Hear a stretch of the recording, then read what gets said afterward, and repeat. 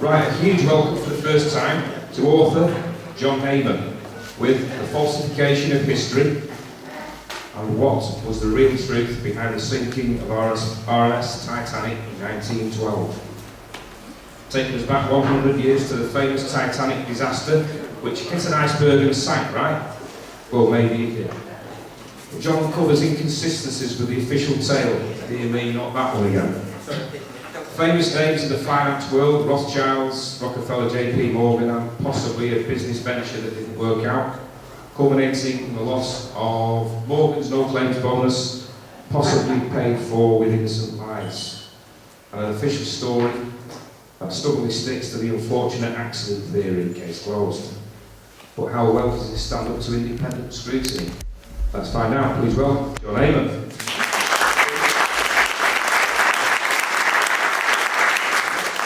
Thanks very much, everyone, and welcome to the real story about the sinking of the Titanic. Just first of all, can everyone hear me at the back? Okay. Yeah. Okay, good. Right, what I'm going to tell you tonight is quite a complex little tale, or quite a complex large tale. So what I've tried to do, I've put together a PowerPoint presentation that hopefully tries to simplify it. You must bear in mind that there are 2 or even 3 strands running concurrently through the whole story.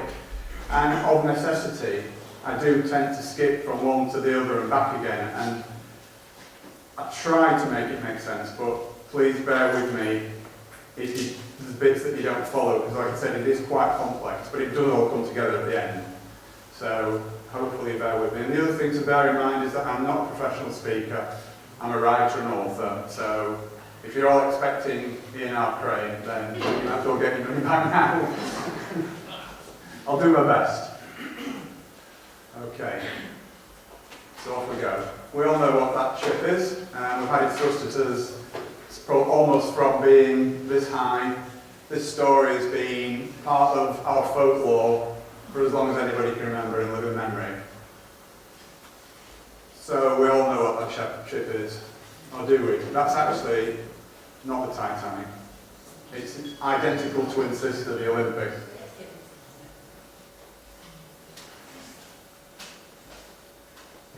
So what do we know about what happened on that night of 14th, 15th of April 1912?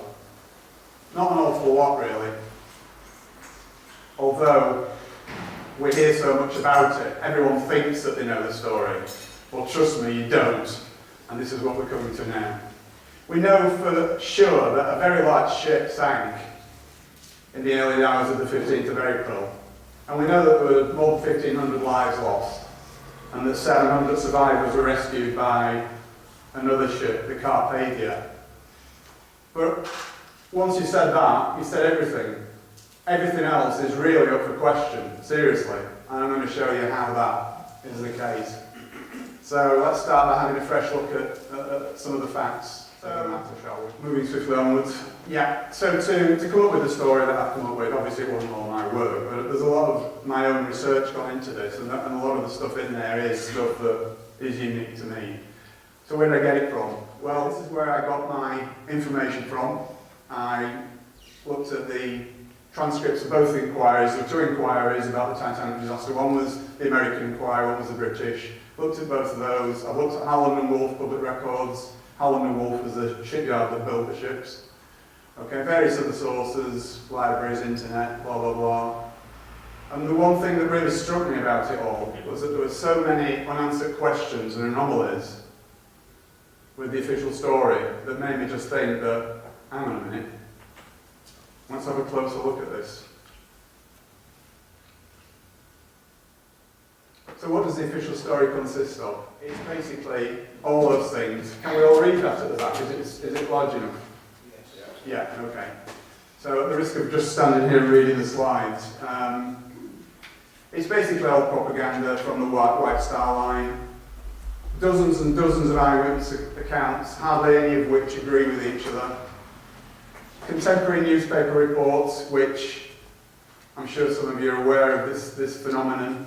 Whenever there's a disaster that's not as it appears, the first reports that come out you never see them again, a lot of them, because they change the official story as time goes on, and some of the reports contradict the new official story, so you never get that.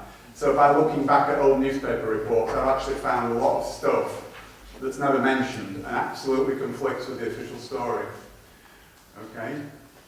So the inquiries were generally regarded as a whitewash. Okay? And the conclusions that they came to were so obviously incorrect as to be mind-blowing. There was also a British and US government cover-up, which again, as we go on, I'll talk more about that.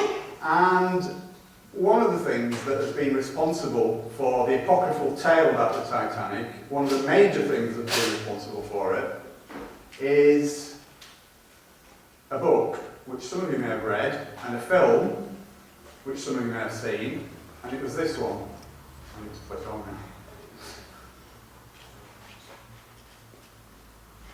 It's called A Night to Remember, and it was written by a guy called Walter Lord. And Walter Lord, just for a bit of background on him, he was an ex-CIA agent. Now, the first thing that interested me was what on earth is an ex-CIA agent doing writing a story about a shipping disaster 40 years previously. And the conclusion that I came to on that was for the same reason that the CIA get involved in anything and everything, and that is to cover it up and obscure the truth. So the Titanic myth that we all know and love so well is a result of that book and that film. And trust me, 80% of it is utter hogwash. Right, so let's just set the scene a little bit. We have to turn back the clock a little way, first of all. A guy by the name of J.P. Morgan, John Pierpont Morgan, who was a big American financier at the turn of the 20th century, from the 19th into the 20th century. Very close links to the Rothschilds and the Rockefellers and all the usual suspects. Okay, he bought the British White Star Line, which was the line that eventually built the Titanic and the Olympic and the Britannic, the three sister ships. Okay, the British government, because it was a foreigner, they had to sanction the purchase. And they imposed certain conditions on that purchase, on that sale, which, please bear that point in mind, because that will become very important a little bit later on.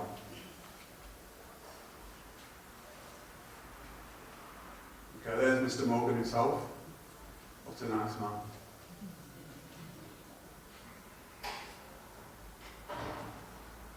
Okay, so in 1907, Morgan asked Harland and Wolff Shipyard, who almost exclusively built ships for the White Star Line, by the way,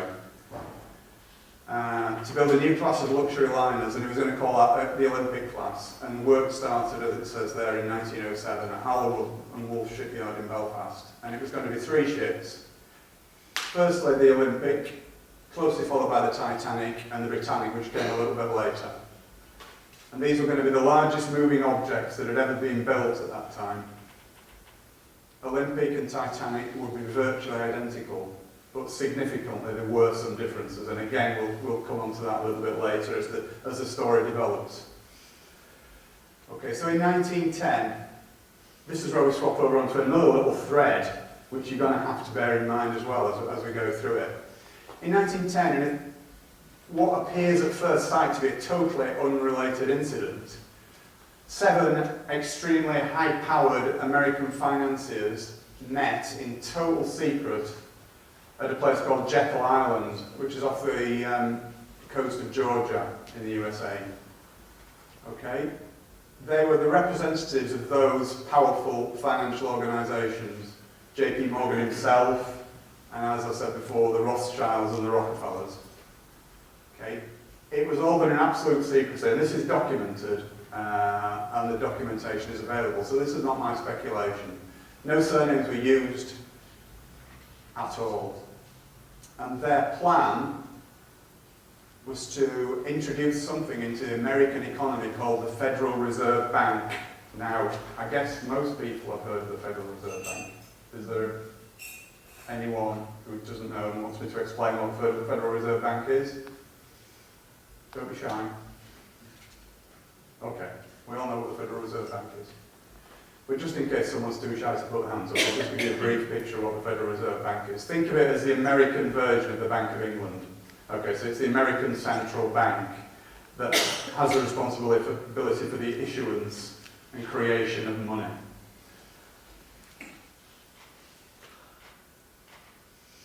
Okay, now, the reason for the secrecy was that there was some powerful opposition to this plan.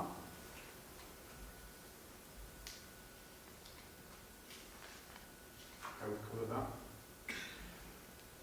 Why was the Federal Reserve Bank so important? It was one of the next step in their plans for world domination, basically. They needed the Federal Reserve Bank to just backtrack, say, 20 years before 1910 to about 1890. The decision had already been taken. Now, this might sound fantastic to some of you, but others may know that this is the case. In 1890, World War I was already in the planning, but there was no way of financing it because it would have taken absolute massive amounts of money, huge amounts of money. And the only way that they could do that was to come up with a way of creating money. And the way that they decided to do that was by introducing the Federal Reserve Bank, which was basically going to usurp from the American government the ability to create and introduce money into the economy. So it was so important because World War I was a big part of their plans for the 20th century, and that's why it was brought in. But as I say, there were powerful interests opposing the Federal Reserve Bank, not from any benevolence of the masses, of the ordinary people, but only because it would seriously diminish their own fortunes. And this guy was one of them, Benjamin Guggenheim, you may recognise the name. Another guy was John Jacob Astor, and Isidor Straus. Now, neither of these were three of the richest men in the world, but none of them derived their own fortunes from finance. It was industry, retail, leisure, but not finance, and that's very important. I'll just give you a moment to read that. I won't read it out myself, but that's an important statement from Henry Ford that Henry Ford made in 1918. And he was talking about the Federal Reserve Bank.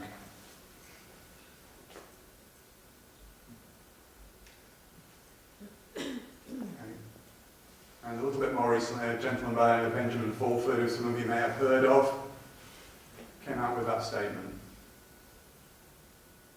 which is what we're talking about tonight, basically. Part of what we're talking about tonight. Okay, so why were these powerful guys opposed to the Federal Reserve? Because, as I said, they knew that the Federal Reserve would undermine their own personal fortunes because they weren't going to be involved in it, basically. So it wasn't through any benevolence that they were opposing it. It was purely selfish reasons. So let's get that up front straight away. The reason that it would impact on their own personal fortunes was because when you introduce a way of creating money into the system that is not done by the government and it's done by private interests, every note that comes into circulation, and this is true of our country today even, has a portion of interest attached to it, which is owed to the bankers, right? So the Bank of England produces money, and it's not the government that asks the Bank of England to do it. The Bank of England does it as a private corporation, and the government has to pay interest to the Bank of England, believe it or not. And that is the reason for the national debt, nothing else. So any other BS that the government comes out with for the national debt is nonsense. I'll tell you right up front, right now, it's because of the way the Bank of England operates. So, and that causes extreme inflation. We all know that throughout our lifetimes, how much prices have gone up, how much wages have gone up, maybe not in the same proportion, but things just constantly go up. And the reason for that is not the rubbish that we're told by the media and the government, it's because the interest has to be paid to the bankers, and that's the only reason for inflation. Okay, so extreme inflation will be very dangerous to these guys who oppose the Federal Reserve, and it could even have destroyed their fortunes, so that's why they were opposed to it. Indeed, after the Titanic incident, just so happened that Mr. Morgan himself acquired their businesses anyway. So, just something to bear in mind. Okay. Morgan was also the largest shareholder in IMM, which is International Mercantile Marine, which were owners of the Californian. And for those of you who know the Titanic story, you know that the Californian was the ship that got blamed, or the captain of the ship that got blamed for the Titanic disaster. Okay, so Morgan was involved in that too. And the reason for that will become apparent as well. Okay, and IMM also owned the Lusitania, which, as it rightly says, that's another story for another time, but believe me, that isn't all it seemed as well. Okay, let's just look at the general situation surrounding Atlantic crossings in the 19th century. After all, the 1912 and 19th century had only finished 12 years previously. But it was mainly immigrants going to America. And basically, the ship owners didn't care. They were just worthless lives, these people, you know, just poor people. So they overloaded the ships, they overinsured the ships, insurance scams were absolutely rife. They didn't care. Okay, and it was also an industry that was noted for fraudulent practices. So, moving on apace. The first of the ships off the production line was the Olympic, which was to all intents and purposes identical to Titanic, and that was launched early 1911 and had its maiden voyage on the 14th of June that same year. Now, Olympic was not immune to little disasters itself. It had quite a few, shall we say, mishaps. On its maiden voyage, it almost sunk an American tug. Okay, but the biggie, as far as Olympic was concerned, was that in September of that same year, as it was leaving Southampton Harbour, steaming down Southampton water to head out into the Channel, it was involved in a horrendous accident with a Royal Naval cruiser called HMS Hawke. Now, that is never publicised, alright. It is available information, I'm not saying you couldn't find it out. But how many people knew that? Put your hands up that actually happened. Okay, about 6 people, fine. Okay, so, yeah, very important point. Now, the damage to Olympic was far more serious than they first thought. It limped back into Southampton Harbour for initial testing. There's HMS Hawke. That was almost a write-off as well. But Olympic limped back to Southampton, and they did the initial damage assessment, and they found a huge hole. And by huge hole, I mean a huge hole. You'll see a picture of it in a minute. But even worse than that, there was all sorts of unseen damage as well. There were bent and broken beams, metal beams. There were thousands, hundreds of thousands of rivets that popped. Steel plates were completely ripped away. It was a mess. It was a mess. There we are.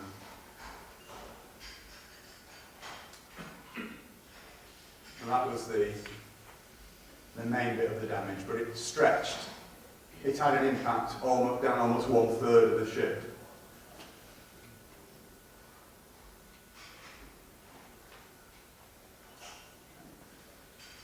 Now, the biggest problem that it had was it had twisted the keel of the Olympic, and this was causing a huge list of port. It was quite dramatic, actually, the list of port, and again, that becomes important in a little while. Even the temporary patches to get it back to Belfast, because bearing in mind in those days, this was the biggest ship that had ever been built in the world. The only place where there was a dry dock big enough for it was at Belfast. So they had to patch it up at Southampton as best they could, using divers, to get it back to Belfast, to the dry dock.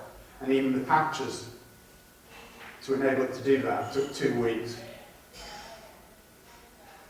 Okay, so back to the dry dock for proper damage assessment in October 1911.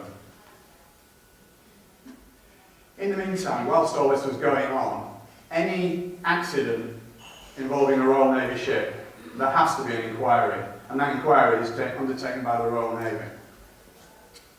And of course, wouldn't you just know it, who was at fault for the accident? It was the Olympic. Now, this was pretty serious. pretty serious. The Lloyd's of London declined the insurance claim, which was an absolutely massive blow to the White Star Line. Now, it was not only liable for damage to Olympic, but it was also liable for damage to HMS Hawke, and this was going to run into many, many millions of pounds, and in those days, millions of pounds were serious money. And the upshot of it would be that had that been allowed to continue, then White Star would have been bankrupt. There's no question about that. But I believe that the conclusion that the White Star Line came to was that the Olympic was absolutely irreparable because of the twisted keel mainly. I don't know any of you seafaring people, but the twisted keel on a ship is pretty serious. So they got basically two options: scrap it, which would have definitely meant the end of the line for not only White Star, but Holland and Wolff as well, who, if you remember I said, they almost solely built ships for White Star. So if White Star went down, then so did Holland and Wolff. Obviously they went for the patch-up option. I think they were just buying time, to be honest, see what could happen. So they patched it up, and that took 7 weeks. So bear in mind that 7 weeks out of commission, it was a lot longer than 7 weeks if you take the time before it, from after the collision until the 7 weeks began, and then add tack the 7 weeks onto the end of that. It's a lot of time for a ship of that magnitude to be out of service. The speculative investment that JP Morgan and co. had put into the Olympic class meant that they needed a return on their investment really, really quickly. And not only were they having to pay for all these repairs, but they were losing the revenues that would have been generated by the Olympic traversing back across the Atlantic, taking passengers. So it was a huge, I can't stress that enough, it was a huge financial blow to them. Okay. Now we know that steel struts were put in place to brace the keel, and I will return to that towards the end of the presentation. So just bear that one in mind as well.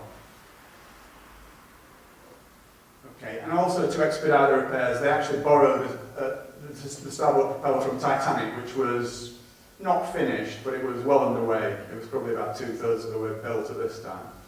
Okay, so basically they needed Titanic in service as quickly as possible, along with Olympic, to start generating revenues. Otherwise. Okay, so Olympic was actually involved in yet another collision, believe it or not, when it got back into service in January 1912. And it lost a propeller blade.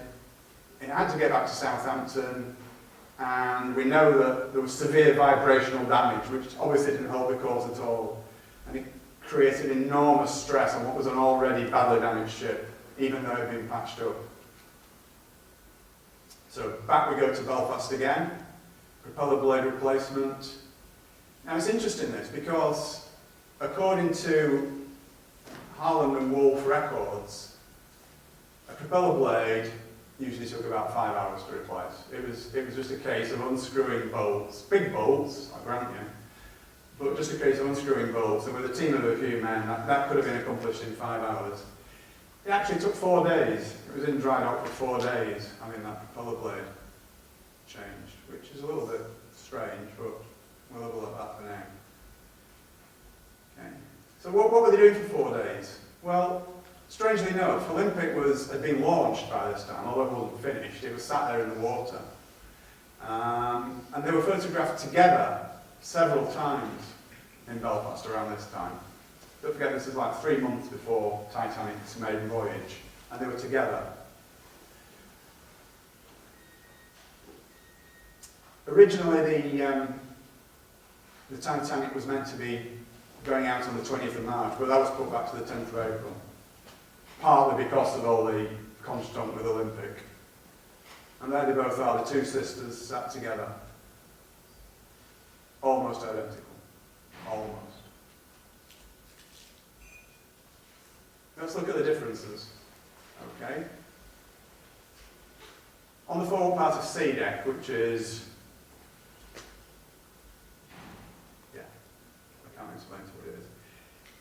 Olympic had 16 portholes, unevenly spaced, and Titanic only had 14. So if you see pictures of the two together, it's easy to tell which one's which. Okay. And on the after part of E-deck, Olympics was open, and they decided to enclose Titanic, for whatever reason, best known to themselves. Okay, so did they switch them? Well, let's have a look. I think they decided to switch them, with a view, you've probably guessed by now, with a view to sinking what had been the Olympic to claim the insurance money. Okay, and that, I think that decision was taken shortly after Titanic had been launched. Okay. It wasn't as that big a job. In those days of non-mass communications, there weren't hundreds of photographs, there weren't TV programmes about them, there weren't news broadcasts about them. It would have been quite simple to do. They took a hand-picked group over one weekend, and there is apocryphal evidence for this, that there are urban legends existing amongst the White Star, amongst the Harland and Wolff, the descendants of the Harland and Wolff workers from that time, that said that they'd been passed down from grandfather to father to son, that this had gone on. And that was bribery and threats to families, that if anybody said what was really happening in that shipyard over that weekend, then they'd probably never work again, and that could have been a death sentence in those days. No such thing as social security. Never work again. And as I say, it would have been a reasonably simple procedure. Okay, only minor changes. They put carpets down in Titanic, which they never planned to do, and the reason they did that, I think, was to cover the scratched lino from what had been originally Olympic. Okay. They need to change the nameplates, they need to change the life belts, they need to change the lifeboats. And there's Titanic when it was launched with the 14 portholes on sea deck. And there's Titanic on its maiden voyage with 16 portholes. Draw your own conclusions from that. Okay. So what other evidence do we have? Okay. There are photos showing 16 portholes, one of which you've just seen by magic. Olympic was open to the public prior to its maiden voyage, and incidentally, does anyone not find it strange, all the fuss and hoo-ha there was over Titanic's maiden voyage? And yet Olympic didn't get that. Why would that be? Olympic was the first one off the production line. Surely that should have been reserved for, as I say, the first one off the production line, not the second one. But again, we'll come back to that.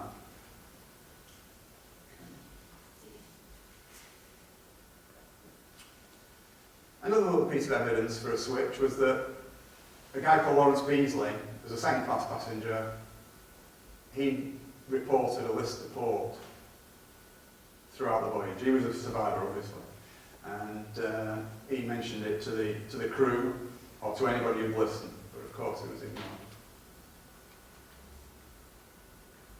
Now this is interesting as well, the sea trials. Olympics was a full day on the open sea, which is what the Board of Trade, who controlled these things at that time, that's what they demanded, any big new liner entering service.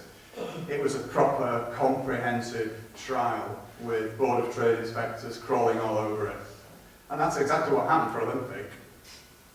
Titanic, a couple of hours on Belfast Lock, no speed tests, no lifeboat tests.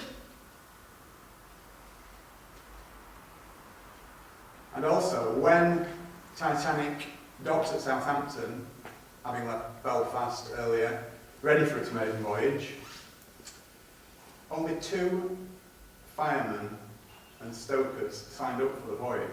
Now this again leads me on to something else that is extremely important. Lots and lots of people said, lots and lots of crew members who were constantly looking for work and constantly out of work, said they would never sail on her again, or that class of ship again. And it's also important to know, this is another thing that never ever gets mentioned, but during that time of Titanic's maiden voyage, there was actually a massive countrywide coal strike going on. And there were no ships leaving the UK for America, or for anywhere for that matter, because coal was impossible to get. So there were thousands and thousands of ship workers, stokers, waiters, stewards, you name it. Thousands of them were out of work because they only signed on for one voyage at a time. No matter which line they worked for, they only signed on for one voyage at a time. So as soon as they docked back in the country again after they'd been away, they were out of work until they could find the next ship to sail on. Now there were thousands of them laying idle because of this coal strike, and none of them signed on. Why would that be?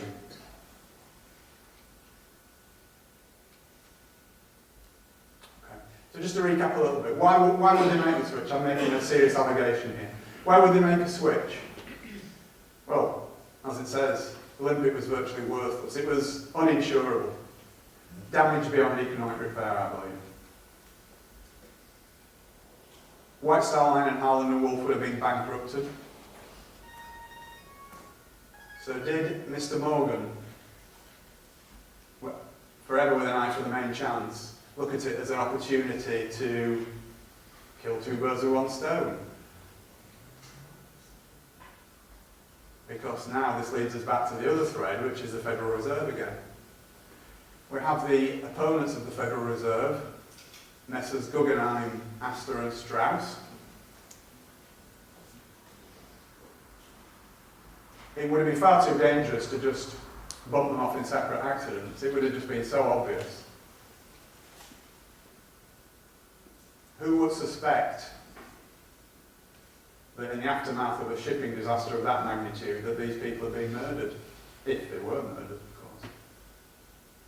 So, back to J.P. Morgan's kill two birds with one stone. Not only was he going to sink the Olympic disguised as the Titanic and claim his insurance money, he was also going to get rid of these guys who could have made life very, very difficult for him and his oppos and their plans for world domination.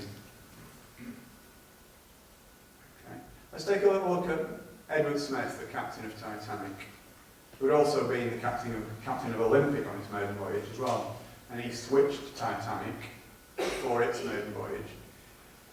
Captain Smith is generally regarded as being a hero. In all the apocryphal tales that you read about Titanic, Captain Smith, the hero that went down with his ship. He was actually, he had an appalling safety record. He was generally known as a braggart and a show-off, and he used to take great delight in throwing these huge liners around as though they were ducks in a bath, basically. He had more than several serious accidents in his career. I'll just highlight a few. He had 3 in the Olympic for a kick-off. The Republic, the Germanic, the Coptic, the Majestic. The crew were killed, and that was well covered up actually, that one. So again, I dug that out, but I only had one source for that. There's no other mention of it anywhere, the fact that crew were killed in the Majestic's accident. So he was not the guy that he's portrayed to be, shall we say. Okay, so I believe what happened was, Bruce Ismay, who was the owner of White Star Line, no, he wasn't the owner, I beg your pardon, he was the managing director of the White Star Line. He was brought into Ismay's confidence, and Ismay used his record, his appalling track record, as a lever, and virtually twisted Smith's arm to carry out this conspiracy that they'd all planned. Okay. They were told that the Californian would be standing by. This is the ship of whose captain actually got the blame for the Titanic disaster from the 2 inquirers. Okay, and basically he had to comply, but in doing so he insisted on choosing his own crew. And again, this is something that's quite interesting because it's a known documented fact, and this hasn't been covered up, this is quite true. The fact that just before the Titanic's maiden voyage, all the senior officers were swapped around. They brought in a new one and all the others went down a notch, which they weren't very happy about. But that did actually happen. Smith chose his own crew for that. There you go. Pecking order of his existing officers was affected. Now, there are several puzzling facts about this. Again, as I've already alluded to, despite the coal strike that was going on, they still had difficulty finding crew. What did these people know, these thousands out of work? There was all sorts of rumours going around amongst the crew members of all the different ships that there's not all was well with Titanic. Chief Officer Wilde, who was the guy immediately below Captain Smith in the pecking order, he actually wrote a letter to his sister just before Titanic embarked from Southampton. And in that letter he said, "I still don't like this ship. Still don't like this ship." It was the first time they'd been on it, allegedly. Olympics maiden voyage had been absolutely fully subscribed. Titanic was just over half full. First class passengers wanted to transfer to Titanic when they found that it was actually going to make the voyage even despite the coal strike. They only offered them second class cabins, and I believe that was done to put them off, because if Titanic had been full, and given the fact that they knew that they were going to sink the thing, they wouldn't have been able to save as many lives as they thought they were going to be able to. So I believe that was the reason for that. Okay? And even more, just before it embarked, 50 first-class passengers cancelled their reservations. These were friends and colleagues of J.P. Morgan. This is all documented. J.P. Morgan just didn't turn up. He was supposed to be on the main voyage. He wasn't on it. And he actually rang from France and ordered some priceless bronzes that he was going to transport back to his home in America, and had them removed from the ship at the last minute. He said that he was ill. That's why he couldn't make the voyage. But he was seen 2 days later, in perfect health, at a French seaside resort with his mistress. And Florence Ismay, the wife of Bruce Ismay, the managing director of the White Star Line, she was originally going on the voyage with her husband, but again at the last minute she cancelled. She said that she was ill, but she was seen later that week in Ireland with her family on a touring holiday.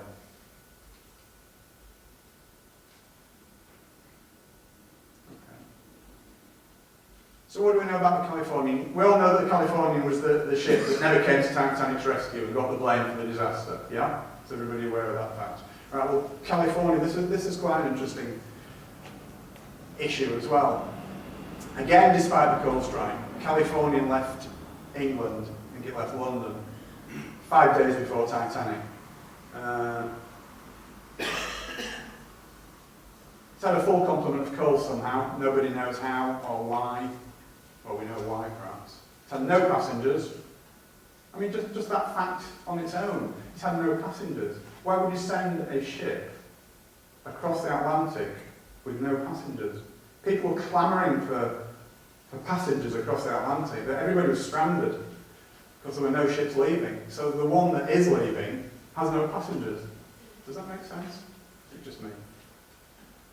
Okay. And also, this is really interesting. I was gobsmacked when I read this. I'm sure you will be as well. There was no cargo. Does anybody know what the cargo was on the California? The only cargo that they had? No. Sorry? No. 3,000 woolen sweaters and 3,000 woolen blankets. Exactly. There she is, the Californian, and there's Captain Lord, who was the master of it. So, on the 14th of April, the Californian came to a dead stop in the middle of an ice field. Now, the story we all hear about that is that, well, of course it stopped because it's in the middle of an ice field. It's too dangerous to carry on. No. Captain Lord, he was a tall man for those days. He was 6 foot.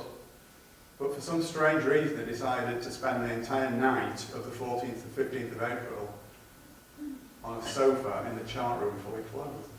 Again, it's all documented. This is not conjecture on my part. It's all documented. He ordered the boilers to be kept fired. Now, normally when ships shut down, for whatever reason overnight, they shut the boilers down to save fuel. Okay? And the crew were made to be on standby overnight. Okay? So what was he expecting? What was he expecting? I can't imagine. I really can't imagine. So back to go to the Titanic, and again, I'm sorry we keep having to swap around, but because everything's happening concurrently, it's not just a chronological story, it's backwards and forwards, so I hope you're sort of following it, and I do apologise for the intricacies of it, but it's the only way I can tell it really. Okay, so again, I mentioned this before, huge fanfare and build up to the maiden voyage. Olympic, nothing. Could it possibly have been the reason for Titanic's massive publicity? Was it to attract the social greats of the day to it in great numbers, including Messrs. Strauss, Guggenheim, etc.? In fact, much of American high society was aboard.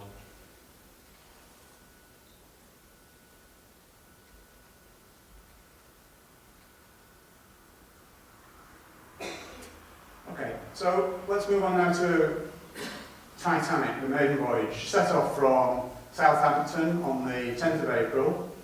She called it Cherbourg in France, and then she called it Queenstown Island, which is now called Cove Island, and then set off across the Atlantic. And late on the evening of the 14th of April, we know that the Titanic received 6 messages from the Californian, 3 of which were warnings of icebergs, which is fair enough, but 3 were personally addressed to Captain Smith from Captain Lord. Now, we never found out what it actually said in those messages, but I would love to. I really would. And one of the things that we do know what it said in one of them. It was a precise location of where California had stopped for the night. And why would he do that? Why, I mean, just think about that.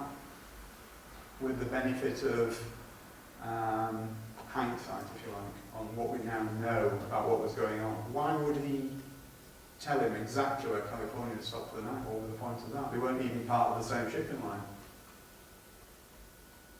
Okay. It's also a documented fact that Captain Smith delayed turning the Titanic west on the southern track. There were different tracks going across the Atlantic for different times of year, mainly to avoid icebergs.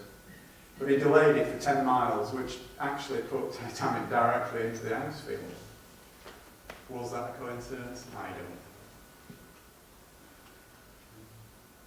But again, this is something that did come out. This is something that is prevalent in stories like this. We know that for a fact that the radio operators were busy with passenger messages, so they weren't really taking an awful lot of notice of other ships and their wireless traffic at all. So everything was concerned with getting the first class passengers messages to their family and friends in America who were probably waiting for them at the quayside. Okay, so according to them, they didn't receive the Californians' last messages. So again, draw your own conclusions. Now, we know that there are several other ships in that ice field in exactly that same region that night. And they were all travelling at full speed, so why was the Californian stopped? It stopped and closed down for the night.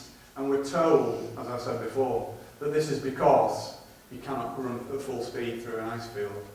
But that is just hogwash, and I'll come on to that a little bit later. This was Titanic's route from Queenstown across to New York. You can just see the edge of the ice field there. It doesn't show it very well on the slide, but it's there. And it's just there where Smith turned into the ice field. And that's where the accident took place. If it was an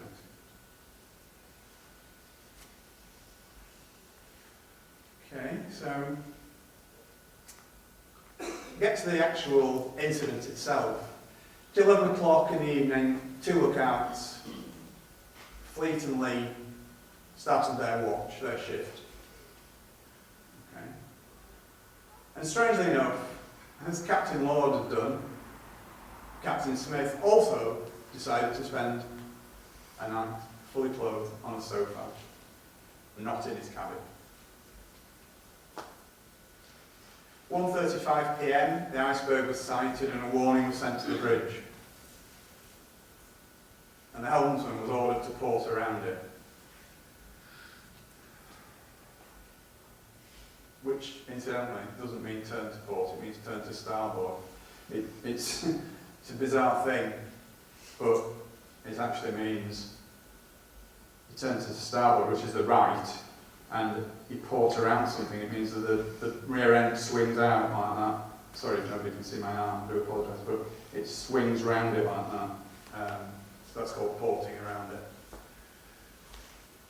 Okay, now that would have been fine. That would have worked perfectly. They would have missed the iceberg, completely missed the iceberg, apart from the fact that somebody reversed the engines, which guaranteed a collision. Because the speed Titanic was going at, porting around it would have taken it, at full speed, would have taken it a wide berth around the iceberg and past it. But reversing the engines meant that it was like slowing right down, so it didn't have time to get past the iceberg. So that actually more or less guaranteed that there would be a collision. So why was that done? Again, it's all very strange, all very weird. Okay. First Officer Murdoch, who was on the bridge at that time, so he was effectively in charge of the ship while his superior officers were sleeping or off duty. Did he deliberately guide Titanic into the iceberg? Because it was him that gave the order to reverse around. This is an experienced guy, you know. He wasn't a rookie. He'd been around a bit. He'd been on the ships for 20 years. He knew what it was about. You don't get to become first officer of a huge liner like that without knowing, you know, what's right and what's wrong when you're issuing instructions to helmsmen. So that in itself is very strange, and leads me to think that something wasn't right there. Now, another interesting point is that Titanic's turn circle was 1,280 yards, which, as it says on the slide, is about 2/3 of a mile. And its stopping distance from full speed is at 850 yards, which is just under half a mile. Right. Now, in his testimony to the American inquiry, Lightoller, who was the second officer, said that the iceberg had been visible from 2 miles. So, when you just read that information again, given that fact, why did it hit an iceberg? If its stopping distance and from full speed, and it wasn't even travelling at full speed, was 850 yards, and the iceberg was visible from 2 miles, something's not right. The iceberg should easily have been avoided in other words. The other aspect of this is that there were, despite what you may believe or think, there were only actually 6 eyewitnesses to the alleged iceberg collision. Only 4 of whom survived, and all these were working class, and what I mean by that is they were the ordinary seamen. Right? No passengers witnessed it. They were ordinary seamen aboard the Titanic. The 2 officers that witnessed it, well, we'll see what became of them in a short while. Murdoch allegedly shot a passenger and then immediately committed suicide, something which his family have vehemently disputed ever since, or his descendants. 6th Officer Moody allegedly drowned, which just left Quartermaster Oliver, who stated at both inquiries, "I saw nothing," even though he was on the bridge. The helmsman, Hitchens, who was immediately transferred to a job as harbour master in Cape Town upon landing in New York. Lookout Frederick Fleet and Lookout Reginald Lee were the only 2 who actually gave any evidence at all at the inquiries. Any or all of those could easily have been coerced and bribed, in much the same way that the Harland and Wolff shipworkers were. Just the simple expedient of threatening them with the loss of livelihood. It would have been a piece of cake. Okay, another strange anomaly. After the iceberg hit, or Titanic hit the iceberg, which we prefer, Captain Smith ordered Titanic half speed ahead for 5 minutes. Now, why would he do that? The thing was taking water. Was he trying to get closer to the Californian? Then as soon as they spotted a ship on the horizon, immediately he closed the engines down. Very confusing. So what we'll do now is I'll just do this little recap, and I think it's time for a break. Okay, so now we have a ship standing dead in the water, Olympic, Titanic. A rescue ship standing by, which we believe to be the Californian. We have messages sent from California stating its position, for whatever reason. Smith can see a stationary ship on the horizon, and he assumes it's the Californian, and therefore everything is going to plan. And I think we'll leave it there and have a little break.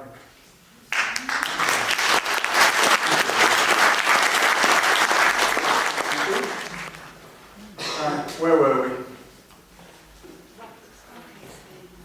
Let's go back a sec. Just give you a couple of seconds to read that. That's where we were. Okay, so the bottom line is Smith sees a stationary ship, and he assumes it's the Californian, and everything's going to plan. So, the rockets are launched.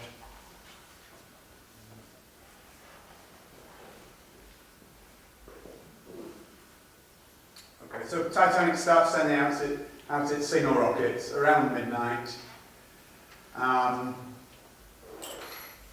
The signals were seen by the Californian's crew,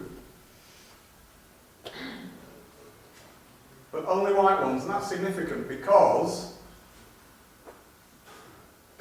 Captain Lord was heard to ask his senior officers more than once what the colour of the rockets, the ship that they could see on the horizon was sending up, and he was told white every time he asked, and he kept asking the same question over and over again.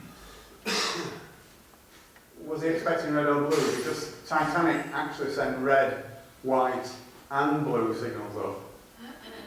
So Lord actually did nothing because he kept being told that it was white signals only. So that begs the question really, were these white only rockets, were they from another ship?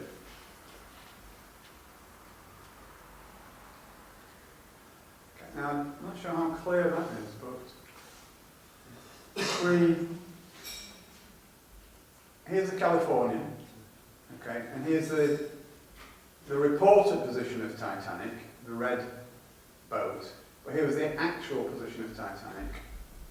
And in between the Californian and the Titanic, again, this is something that is not reported widely, there was a smaller ship called Samson.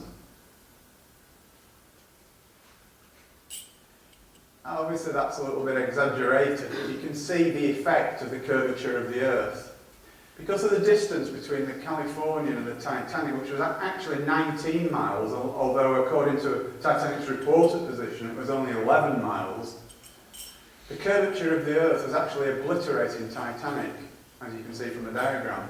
However, Samson, significantly, was visible. Now, the Samson, what was all that about? I hear you ask. Right, well, the Samson was actually an illegal seal fishing boat. And it was discovered much later, after the event, that it was actually in that vicinity sending up white rocket signals only. Now, why was it sending up white rocket signals? Rather a strange thing to do if it wasn't in distress. But as a seal fishing boat, it was actually culling the seals from all the ice flows around in the ice field. And it was recalling its small rowing boats that it sent out to the various little icebergs, growlers and ice flows that were around there. And it was calling them back in. And to do that, it was sending up white rocket signals. And how do we know that this was the case? Well, first of all, the captain admitted it after the event, long after the event, and he also said that he'd seen coloured rockets from the other direction, in other words, in the direction from where Titanic was. So I believe what happened was that Californian actually saw the white rockets. Lord was privy to the information that Titanic's distress signals are going to be red, white and blue, and so he did nothing with the white signals. But those white signals have since been interpreted as coming from Titanic, which is incorrect. Obviously the captain of the Samson never came forward because what he was doing was highly illegal. Titanic sent up 22 multicoloured rockets, and according to Captain Lord, they only ever saw white ones. So this is quite an interesting conjecture. Did Titanic even hit an iceberg at all? I mean, on the surface of that just sounds such a ridiculous question, doesn't it? It just brings everything that you've ever known about the situation into question, and it just seems impossible at first glance. But there were only 4, as I said, working class witnesses, for want of a better description. And one of those, Fleet, the lookout, he completely refused to answer questions. Oliver saw nothing at all. And Hitchens, the helmsman, he was given a new job in South Africa very hastily before the British inquiry. So, and the other lookout, Lee, he gave conflicting testimony. So in other words, what he said at the American inquiry and what he said at the British inquiry were 2 contradictory things. But then there's another interesting incident, which again is never covered in the apocryphal story, and this concerns something that was referred to in contemporary reports as the yellow funnel steamer. Okay, in the aftermath of the alleged collision with the iceberg, there was a yellow funnel steamer spotted by several, not eyewitnesses to the accident, but several people who came onto the deck of Titanic, stated to newspaper reporters in New York that they'd seen a yellow funnel steamer disappearing off into the distance. And also, there was a lifeboat floating nearby when the Carpathia picked up the survivors that was definitely not from Titanic because it was a different colour and a different design. And furthermore, all the ice on the deck, I mean, again, there's lots and lots of eyewitnesses reports about the deck being covered with large chunks of ice. Fine. Everybody assumes that that's from an iceberg, but it was an extremely cold night. And there was literally hundreds and hundreds of yards of rigging on Titanic. The wireless masts were just, in effect, like rigging going from one end of the ship to the other. And they would have been at 28 degrees Fahrenheit, which is what the temperature was at the time. They would have been absolutely liberally coated with ice. Any collision at all would have shaken loose literally tons of ice from not just the rigging, but from the masts and all the different cabins and structures on the deck. So it's quite feasible that even if it didn't hit an iceberg, there could be copious amounts of ice skating around the deck. So was the yellow funnel steamer perchance an icebreaker that did the disastrous damage to Titanic?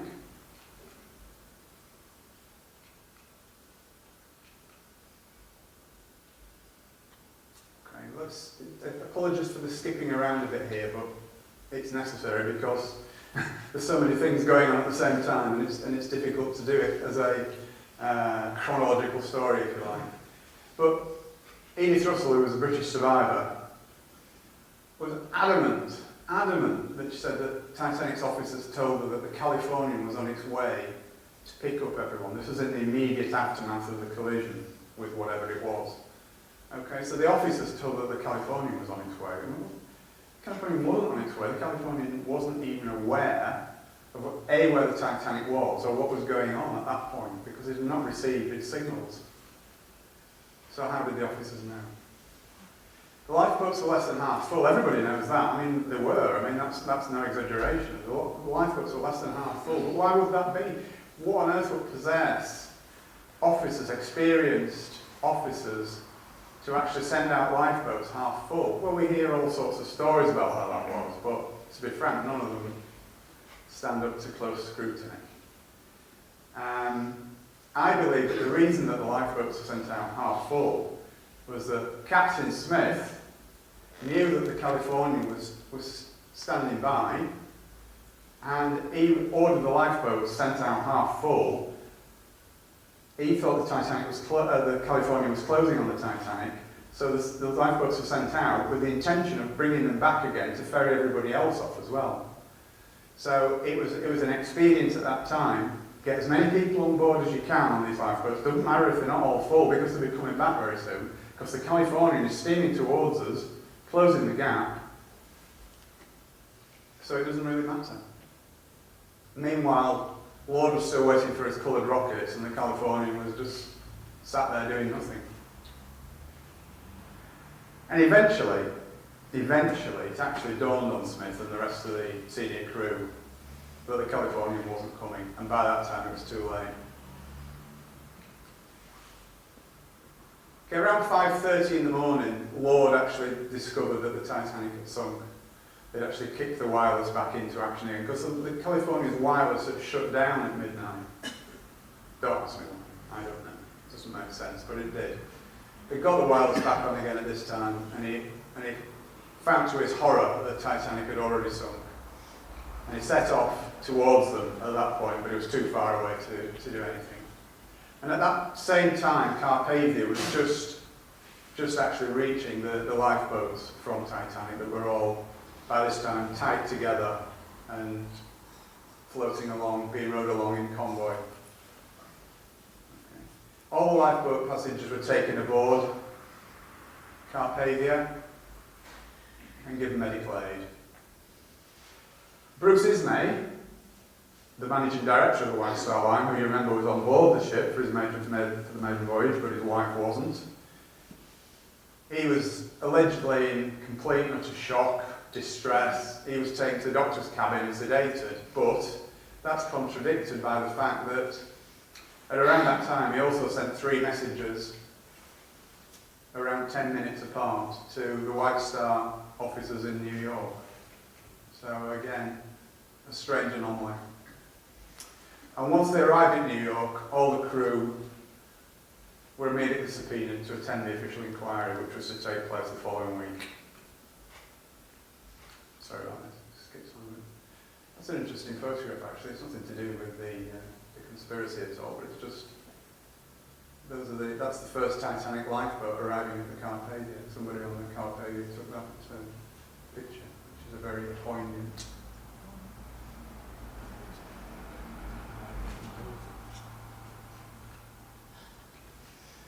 Well, let's move on to inquiries now, because again, these were generally regarded as being complete whitewashers, both of them. We'll cover the American one first.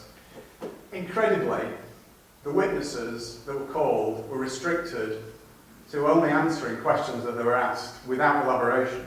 So if they were asked a question, did such and such happen, they were allowed to say yes or no, but they weren't allowed to elaborate on that. Seems rather strange to me. Lightoller, the second officer, very evasive, almost as though he was working to a script. He was caught out lying time after time by the head of the inquiry. He actually claimed at one point that he was in the water for almost an hour, which is absolute abject nonsense. The water temperature was 28 to 30 degrees Fahrenheit, which means that in the water at that temperature, your life expectancy is around 4 minutes. And it's an interesting point that a lot of people, I'm sure, not you good people here tonight, but a lot of people think that everybody on Titanic that was killed on Titanic drowned. Well, no, they didn't. They froze to death. The ones in the water froze to death. They didn't drown. I guess some of them must have done.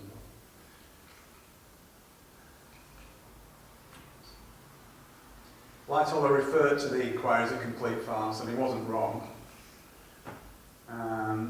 Stacks and stacks of contradictory evidence. I've got loads of examples, but there's far too much to cover in an event like this without boring and all silly. Okay, Fleet, again, he was very intransigent, he refused to answer questions. When you read the transcript, it looks to me like he was told to say nothing, and he did his best to try and say nothing, but he was coerced by the guys who were cross-examining him. And as a result of that, because he was just an ordinary guy, he wasn't very eloquent, he became very angry and agitated. And it was obvious that he was covering something up when you read the transcripts. Okay, and this is an important point as well. At the American inquiry, they actually brought in 2 or 3, I can't remember which, but there was 2 or 3 experienced sea captains asked the questions, and they all said that an iceberg of the size that allegedly collided with Titanic can be seen 3 to 5 miles away on moonless nights. And also, significantly, it's normal procedure to maintain full speed because of that fact. So why was California stopped? It really does beg the question.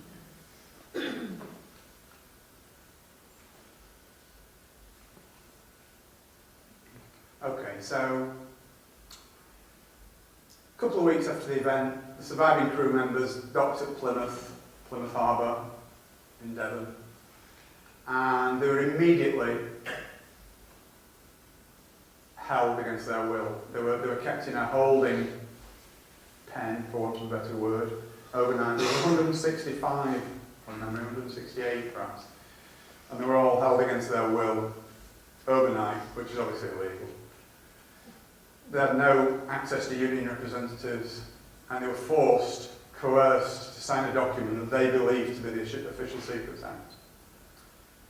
I think it's more than likely that they were threatened and bribed with the same old thing. Speak anything about what happened on that night, and you'll never work again. So moving on to the British inquiry. This was conducted under the auspices of the Board of Trade. The Board of Trade was the organisation that used to oversee anything that went on at sea. And it was the Board of Trade, for example, that set rules about the numbers of lifeboats that ships could carry. They did the inspections of ships that were meant to be seaworthy, etc. So it was done under the auspices of the Board of Trade, chaired by a guy called Lord Mersey, who was an interesting character actually, because Lord Mersey had been wheeled in on several occasions before, where there was sort of dodgy circumstances about ships being sunk, strange accidents, insurance scams, and he'd been used by the British government on more than one occasion prior to the Titanic inquiry. So he was quite a colourful character, was Lord Mersey. Okay, and it's interesting as well that the large loss of life was partly obviously, not wholly because of the conspiracy, but partly due to the inadequate Board of Trade lifeboat regulations, which said that they only needed to carry enough lifeboats for half the passengers in effect. So it was very extremely unlikely that any inquiry conducted by that Board of Trade would be anything approaching impartial, because it had to protect itself.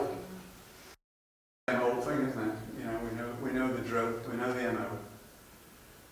And it was at the drill hall in London where the acoustics were so poor that neither spectators or press could accurately follow proceedings, so they couldn't really understand what was going on. And again, I believe it was all part of the same whitewash. Both inquiries, in fact, were regarded as a whitewash at the time. If you read contemporary newspaper reports, even the newspapers of the time were very pro-establishment, with making statements like whitewash and things like that. So, and interesting as well, Harold Sanderson, who was one of the directors of the White Star Line at the time, under his cross-examination, he referred to the Titanic as the Olympic all the time. On at least 12 occasions I counted in his testimony, he called the Titanic the Olympic, which might be just an accident, but and there's Lord Mersey, a pillar of the establishment. And that's an actual photograph of the inquiry at the drill hall at the time. Okay.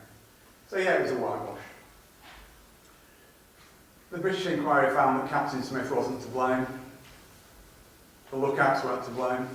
The design and construction of Titanic wasn't to blame.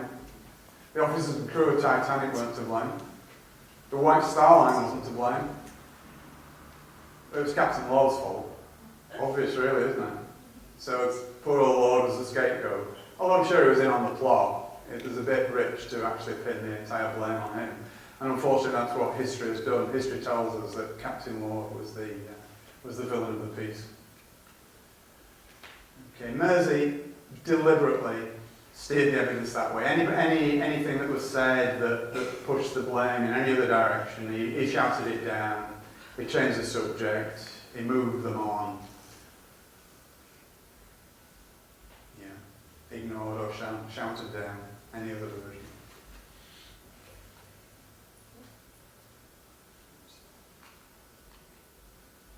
Okay, and he actually deflected the attention away from lots of other things that I would have thought might have been sort of fairly important.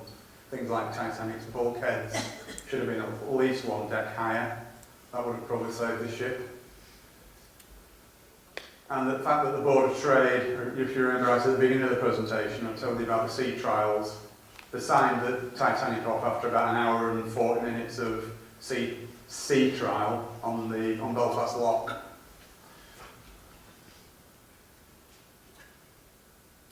Okay, now where does the British government fit into all this, do you think? Because none of this could have been expedited without the collusion of the government. Now, why would the government want to do that? What would be the motive for the government to do something like that? Okay, let's have a look at that. Okay, so it couldn't have happened without their collusion. There's no doubt about that. Interesting that there would have been absolutely massive political repercussions if White Star and Holland and Wolff had been bankrupted. For a start, there would have been 25 to 30,000 people out to work in Belfast at the shipyard. And when you take into account all the dependent industries, that figure would have risen much, much higher. Okay, the Liberal government who were in at the time, under Asquith, would probably have not been re-elected. But more importantly than any of that, obviously important, but not as important as, if you remember, again, cast your mind back to the beginning of the presentation, I said that Morgan came to an agreement with the British government, which he had to do in order to take over the White Star Line in 1903. Okay, so in taking over the White Star Line, he agreed that any White Star Line ship at all could be requisitioned as troop carriers in the event of war. And given the fact that we know that World War I was already the plans for World War I were already well advanced, you have to trust me on that, it is true. This was extremely important. If Morgan had not had this agreement, he could have just taken the ships away. Even if the White Star Line had gone bankrupt, he would have been able to take away the assets from the company, which would have been the ships, and the government would have lost their troop ships. Which is what it says on the next slide, basically. As the major creditor, Morgan would have been perfectly entitled to exercise his rights to seize those assets, the ships, and the government would have had no troop ships. So the government therefore fixed the inquiries, in my humble opinion, in collusion with the US government, which did the same on their side of the pond. As we know, they all work together anyway, don't they? Okay, and then, well, not least of all this, there was an element of insurance scam involved as well. It cost 2.5 million in money at that time to build, which is, it's near like 200 million now, but it was 2.5 million it cost. The damaged Olympic would have been insurable for much, much less if it had ever managed to sail more than halfway across the Atlantic again. And it was a fact that White Star Line normally insured its ships for about 75% of the value. So even if Olympic, sorry about that. So even if Olympic had been, even if they'd been able to claim insurance on the Olympic, it would have been around 1.8 million I say the Olympic Titanic, we'll take you pick which one it is. In fact, the insurance on the Titanic was up the week before the main voyage to £3.2 million, which was a nice little killing for Morgan. Okay, now we're getting towards the end now, you'll be pleased to hear. But this is very, very interesting. Okay. As we all know, the wreck was discovered in, I think it was actually 1985, that's incorrect. I think it was discovered in 85 by Robert Ballard and a French underwater diving team. Obviously, we've all seen pictures of the wreck under the sea, and it's in extremely poor condition. Obviously after 100 years on the seabed, it would be, wouldn't it? That's not a surprising statement at all. Now, it's interesting that the grey undercoat was only used on Olympic. Titanic's was black undercoat. Okay. But another interesting point is that there's a picture that was taken inside the Titanic on the seabed of the marble fireplace in Ismay's cabin, and it exactly matches the marble fireplace in Ismay's cabin on the Olympic. Now, we all know that marbling, there's no two pieces of marble that look exactly alike, but trust me, these two pieces of marble look about as alike as it's possible to get two pieces of marble to look. And the starboard propeller on the Titanic at the bottom of the sea is clearly stamped 401, and I'll show you a picture of that in a moment. And what's significant of that, you may ask? Well, if you remember, when the Olympic was back in for repairs, they pinched one of the Titanic's propellers. Now, Titanic's build number was 401. So, if the propeller had been swapped, and the propeller at the bottom of the sea says 401 on it, draw your own conclusions from that. And importantly, when Ballard examined the wreck in detail, he had with him a set of blueprints of the Titanic. And he was really puzzled because in the wreck it is full of longitudinal steel braces on the keel, which are not in the original blueprint. Now, if you remember, I said that when the Olympic was repaired, it had steel braces put on the keel. That's the previous slide, but I'm just emphasising the steel struts to brace the keel, which was one of the repairs that were made. Remember that these braces did not appear on Titanic's blueprint. Okay, so there's a picture of Olympic at her launch, grey undercoat. Titanic's launch, black undercoat. I don't know what's got in there, but it's quite interesting anyway. But if you there's, you should say sea deck, actually, you can't count them from here, I do appreciate it, but that is Olympic, photographed in Southampton in 1929, and it's got Titanic's 14 portholes. So there you go. Now, 29. It was scrapped in 37, I think, or 38 maybe. Okay, so let's examine the wreck a little bit now. I'm nearly there now, I promise. Okay, so again, it's not a very clear picture, but if you look at these, where the paint has run here, you can clearly see the grey undercoat peeking through. And we know that there's only Olympic that has grey undercoat. So that's an interesting little point. And there's the 401 stamped on the propeller. It's not that clear on this picture, but you can just about make it 401. Olympic's build number was 400. So again, I'll make the point because it's important that that propeller was swapped. Titanic's build number was 401, so that should have said 400 on it.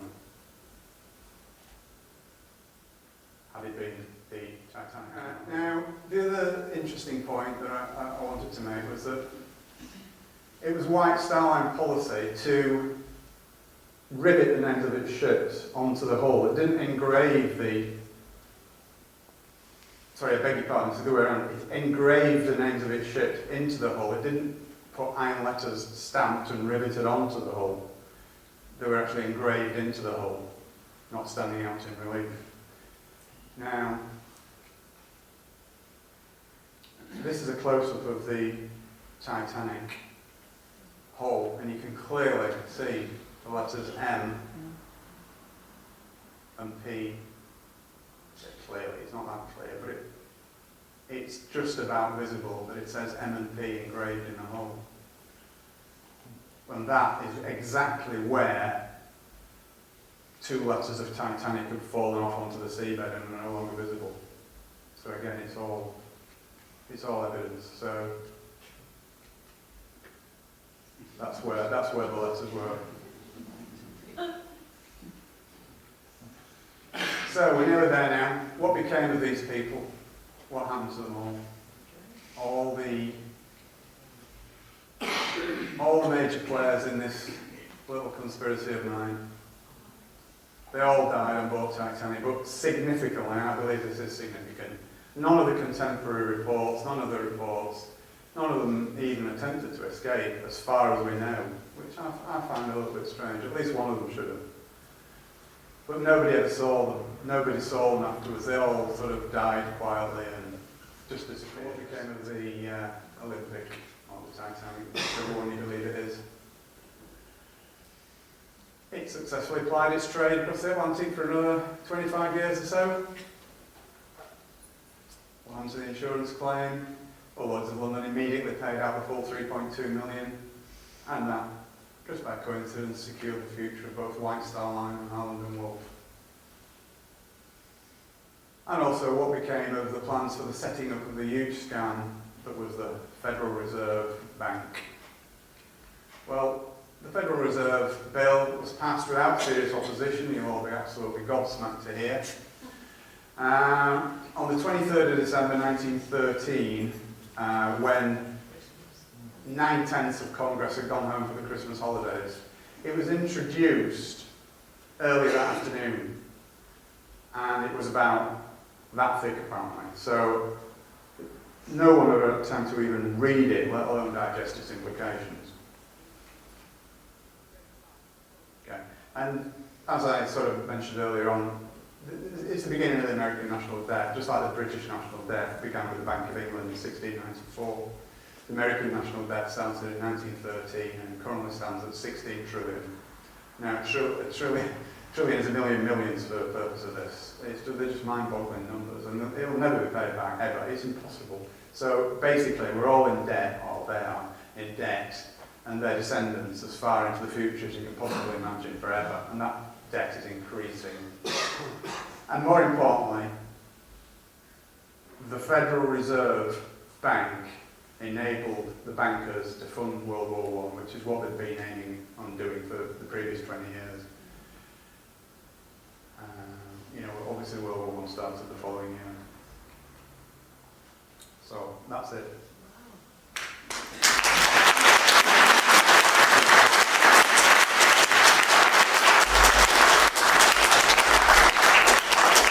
Some of it may be a little bit of a stretch, some of it might be a bit tenuous, but... Which person was it stated about the leadership?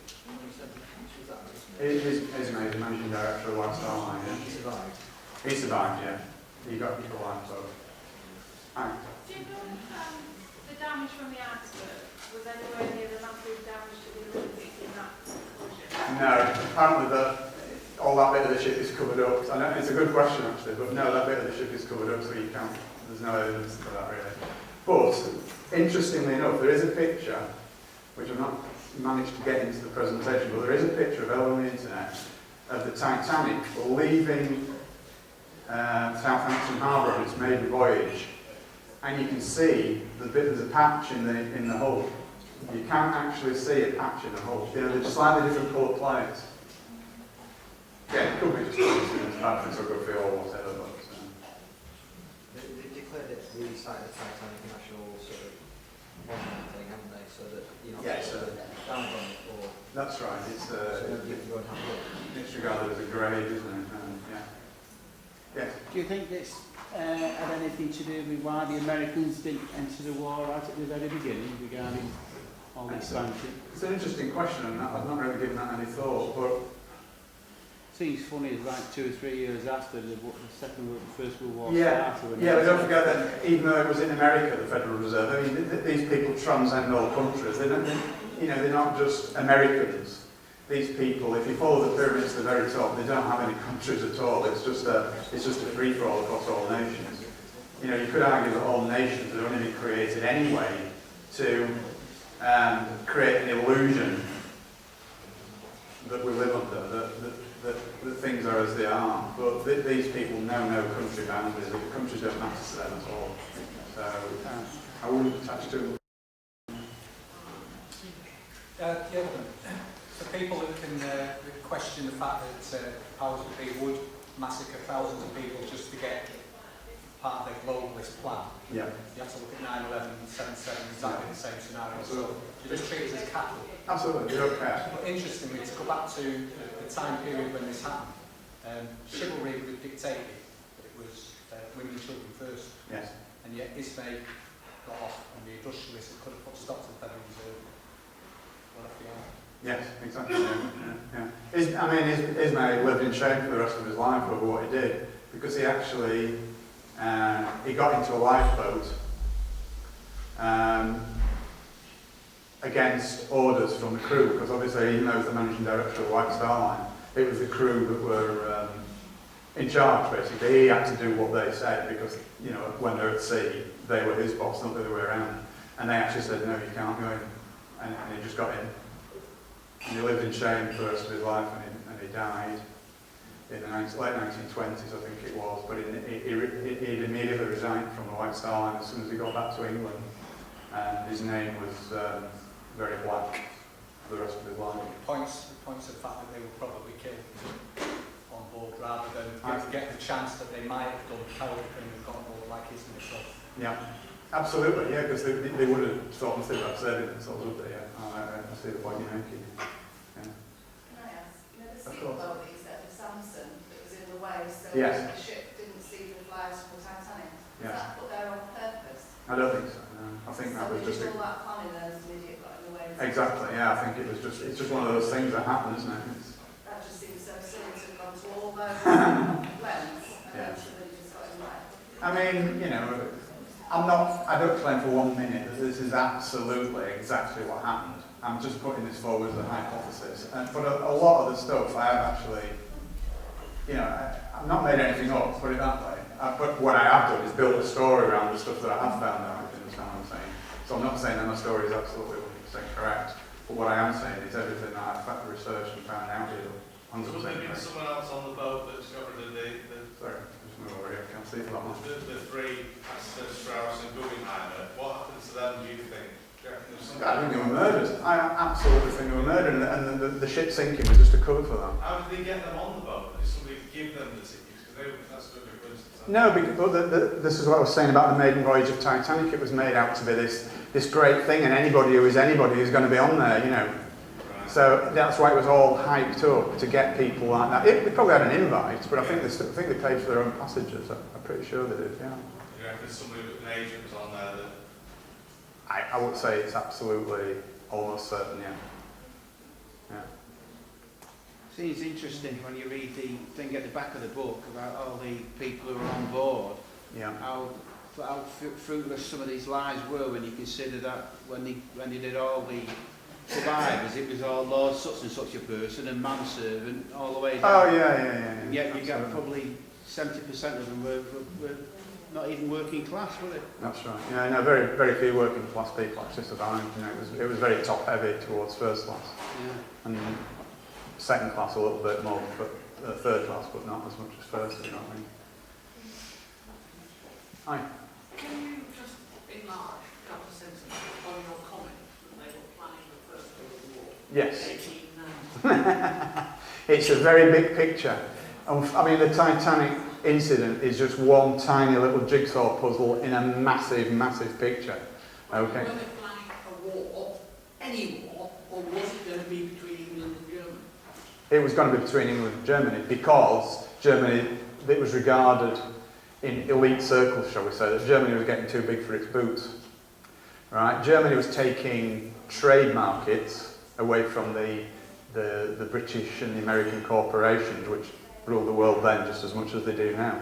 So Germany needed to be taught a lesson. So they had to find some trumped-up charge to nail Germany. So that was all going on. But they needed more than anything. They needed the finance, and the way that the final nail in the final piece in the jigsaw puzzle of World War I was the Federal Reserve scam, because within months they generated enough money because they could just print it to actually carry that out. But they've been wanting that all along. And the whole history of the 20th century I find extremely interesting, because although all the stuff happened that you hear about, it certainly wasn't for the reasons that you hear about.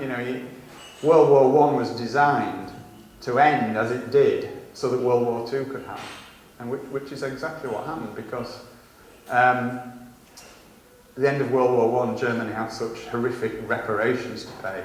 They didn't finish paying it till 2009, by the way. Did you know that? World War I reparations.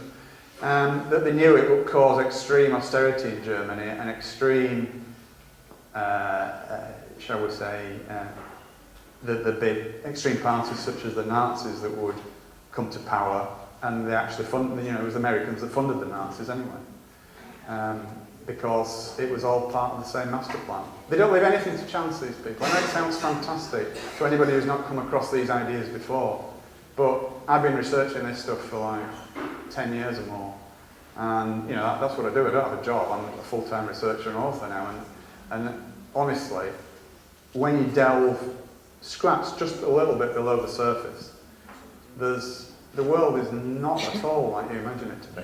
Not at all. Well, So, my dad said to me before 1972 that wars didn't take place the way they're presented, they were organised. why do you say before 1972? He died when he said, Oh, I beg your pardon.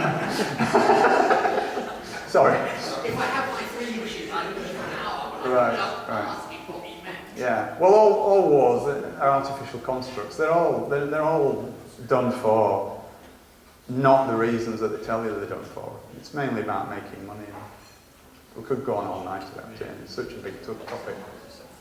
What's your take on what is going on at the moment with this austerity and crashes and Greece and so forth? Have you got any theories about that? Oh yes. How long have you got?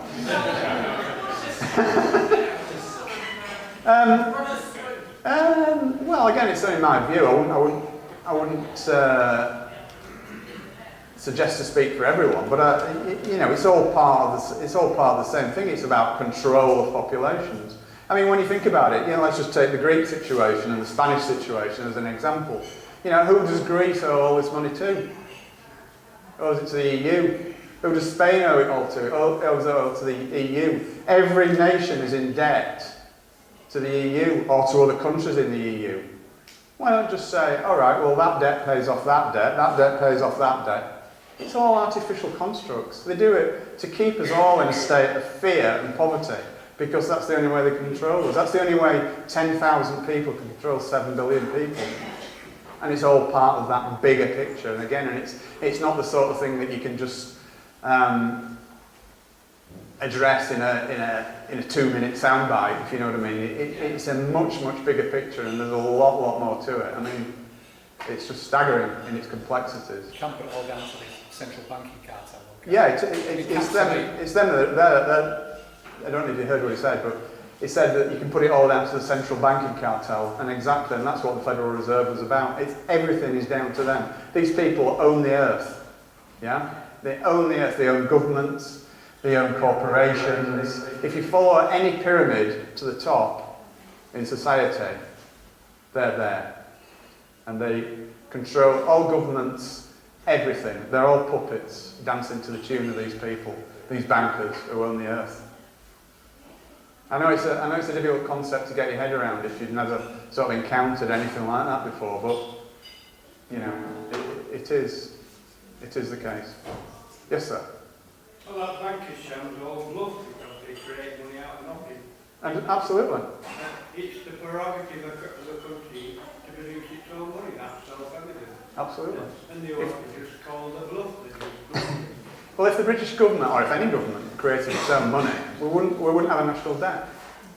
There wouldn't be a national debt. Well, he doesn't have to borrow money. Exactly. The national bank is control. Absolutely, absolutely. Well, the Japanese are supposed to be borrowing 700 million Japanese to build a nuclear power station. Yeah. Well, if we accept that, they'll owe 700 million worth of Britain. But if the government that created 200 million to build a power station, that will contribute to the wealth of the nation, Yeah. and we get all the benefit, and we own it.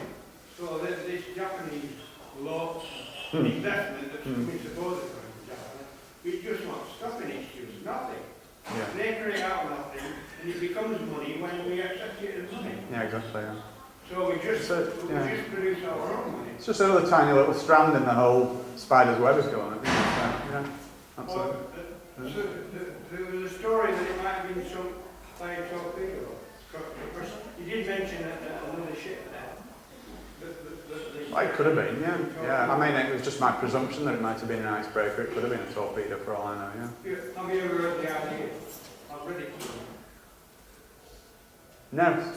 What, I mean, one thing I didn't mention in the presentation was, and perhaps I ought to, is that the actual hole in the side of Titanic was very strange. It was a very strange shape. Yeah, that's It was about that wide, and it was about 60 metres long.